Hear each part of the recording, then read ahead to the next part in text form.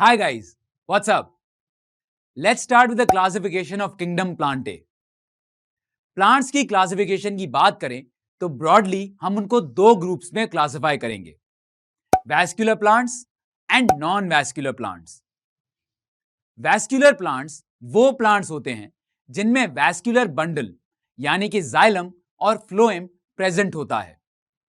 On the other hand, non vascular plants वो plants होते हैं जिनमें जाइलम और फ्लोएम प्रेजेंट नहीं होता। Bryophytes is one of the examples of non-vascular plants. Bryophytes are classified further into three classes: liverworts, mosses and hornworts. Interesting fact यह है कि ब्रायोफाइट्स आज से 450 मिलियन साल पहले जमीन पे अपीयर हुए। अब बात करते हैं ब्रायोफाइट्स की कुछ जनरल कैरेक्टरिस्टिक्स के बारे में। They are considered as the relatively simpler group of plants where they lack conducting tissues like xylem and phloem. In bryophytes, lignin fortified tissue is also absent. Xylem and lignin fortified tissue provide support to keep the plant body elongated. आप इस video को थोड़ी देर के लिए pause करें और सोचें कि अगर किसी प्लांट में वैस्कुलर बंडल और लिग्निन फोर्टिफाइड टिश्यूज दोनों ही प्रेजेंट नहीं है तो इससे प्लांट की हाइट पे क्या फर्क पड़ेगा। इस बात से हम यह अंदाजा लगा सकते हैं कि ब्रायोफाइट्स की हाइट ज्यादा लंबी नहीं हो सकती क्योंकि लंबी हाइट को सपोर्ट प्रोवाइड करने वाले टिश्यूज ही प्रेजेंट नहीं है। और नेचर में भी bryophytes are normally 1 to 2 centimetre in height and even the largest ones are not more than 20 centimeters tall. अब बात करते हैं ब्रायोफाइट्स के गेमीट्स की। Male gametes are called antherozoid और spermatozoid and female gametes are called eggs. These gametes are produced in reproductive sex organs called gametangia. Spermatozoids are produced in male gametangia called antheridium. ये स्पर्मेटोजॉइड्स flagellated होते हैं जिसका मतलब यह है कि वो एक जगह से दूसरी जगह मूव कर सकते हैं।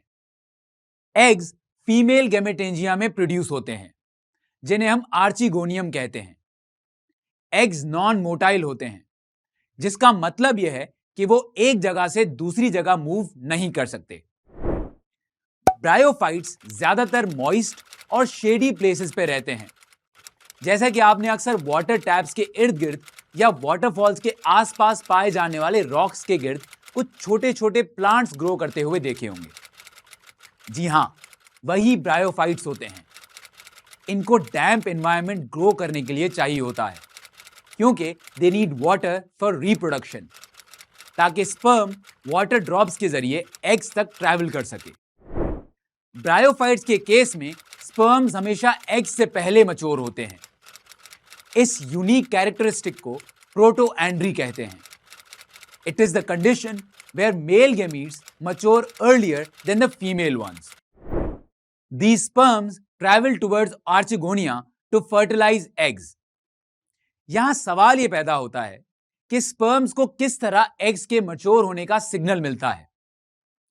इस बात का जवाब यह है कि जब एग्स भी आर्चिगोनिया में मैच्योर हो जाते हैं तो वो एक डिस्टिंक्ट सी स्मेल प्रोड्यूस करते हैं। Sperms can biologically sense that smell and travel towards them for fertilisation. Bryophytes की एक इंटरेस्टिंग कैरेक्टरिस्टिक यह है कि इन प्लांट्स की नेचर एम्फिबियस होती है। जैसे एम्फिबियंस लैंड और वाटर दोनों जगह एग्जिस्ट करते हैं, ब्रायोफाइट्स लैंड पर ग्रो तो कर सकते हैं लेकिन इन्हें फर्टिलाइजेशन के लिए पानी की जरूरत भी होती है। और ब्रायोफाइट्स की यह यूनिक कैरेक्टरिस्टिक इसलिए भी फैसिनेटिंग है कि इसकी वजह से ये लैंड पे ग्रो करने वाले पहले प्लांट बने। इससे पहले प्लांट सिर्फ वाटर बॉडीज या ओशंस में पाए जाते थे। ब्रायोफाइट्स की एक और कैरेक्टरिस्टिक यह भी है कि they show heteromorphic alternation of generation. Term heteromorphic is made up of two words. Hetero meaning different and morphic means shape या form. तो हेट्रोमॉर्फिक का मतलब हुआ different forms.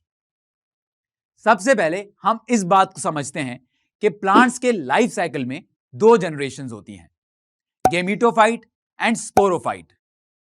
Alternation of generation का मतलब यही है कि ब्रायोफाइट्स के लाइफ साइकिल में ये दो जनरेशंस ऑल्टरनेटिवली एग्जिस्ट करती हैं।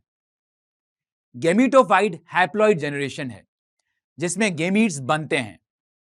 These male and female haploid gametes fuse together to form diploid zygote. Zygote undergoes mitosis to form sporophyte generation.